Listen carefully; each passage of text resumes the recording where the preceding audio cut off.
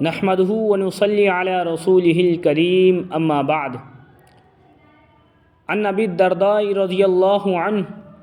ان رسول الله صلى الله عليه وسلم قال ان الله عز وجل يقول ابن آدم لا تعجزن من 4 ركعات من اول النهار اكفيك آخرة او كما قال عليه الصلاة والسلام۔ نبی پاک صلی اللہ علیہ وسلم نے اس حدیث پاک کے اندر چاشت کی نماز کی فضیلت بیان فرمائی۔ چاشت کی نماز بھی نفل نماز ہے تو نفل نماز، لیکن اللہ کے نبی علیہ الصلاۃ والسلام نے اس کی بڑی فضیلتیں بیان فرمائی ہیں، اور یہ نماز بھی سورج کے طلوع ہونے کے تقریباً 20 منٹ کے بعد ادا کی جا سکتی ہے، اور زوال سے پہلے تک اس کو پڑھ سکتے ہیں۔ اور اس نماز کا سب سے افضل وقت سورج نکلنے سے لے کر کے زوال کے وقت جتنا بھی ٹائم ہوتا ہے، اگر ان کو 4 حصوں میں بانٹ لیا جائے تو پہلا کا چوتھائی حصہ گزرنے کے بعد جو نماز ادا کی جائے گی وہ چاشت کی نماز کہلائے گی، اور یہ چاشت کی نماز کا سب سے افضل وقت ہوگا۔ مثال کے طور پر سورج نکلنے کے وقت سے لے کر کے زوال تک اگر 6 گھنٹے ہوتے ہیں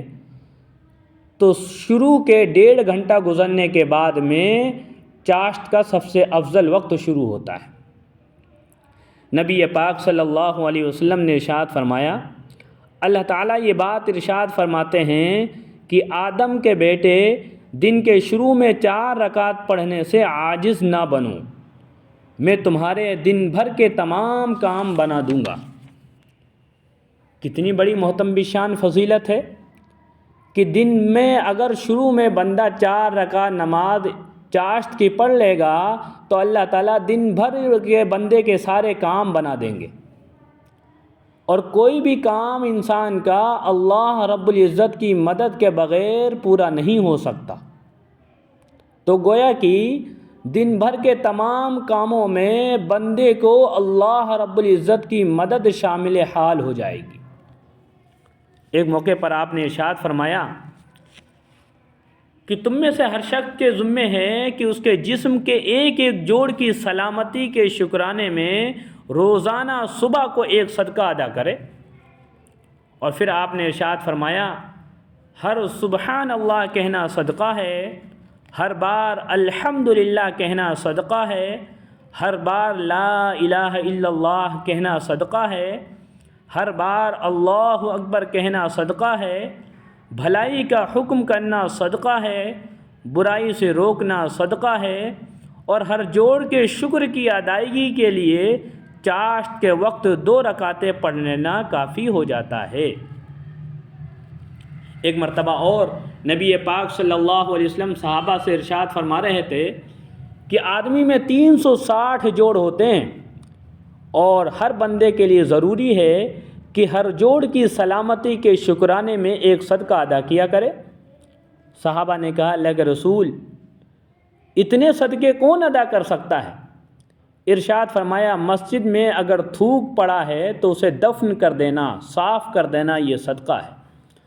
راستے سے تکلیف دینے والی چیز کا ہٹا دینا بھی صدقہ ہے۔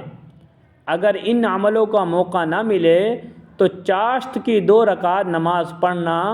ان سب صدقات کے بدلے میں تمہارے لیے کافی ہو جائے گا۔ کتنی بڑی فضیلت بیان فرمائی کہ 4 رکعت 2 رکعت نفل پڑھنا گویا کہ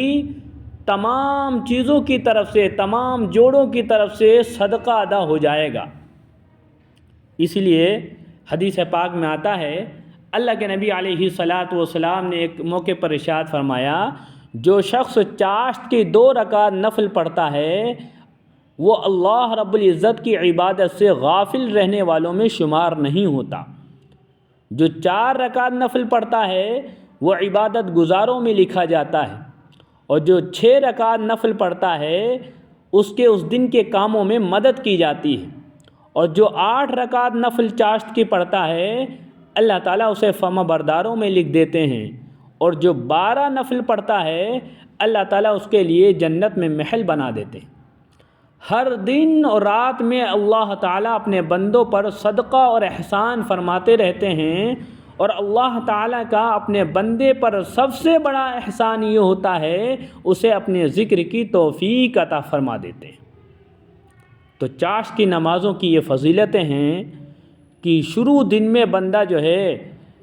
اللہ رب العزت کی رضا کے لیے جتنا میسر اس کو ہو سکے 2 رکعت نماز پڑھ لیں، 4 رکعت نماز پڑھ لیں، کم سے کم چاشت کی 2 رکعتیں ہیں اور زیادہ سے زیادہ 12 رکعتیں پڑھنا ثابت ہے۔ اللہ تعالیٰ آپ سب کو بھی اور ہم کو بھی عمل کرنے کی توفیق عطا فرمائے، آمین۔ واخر دعوانا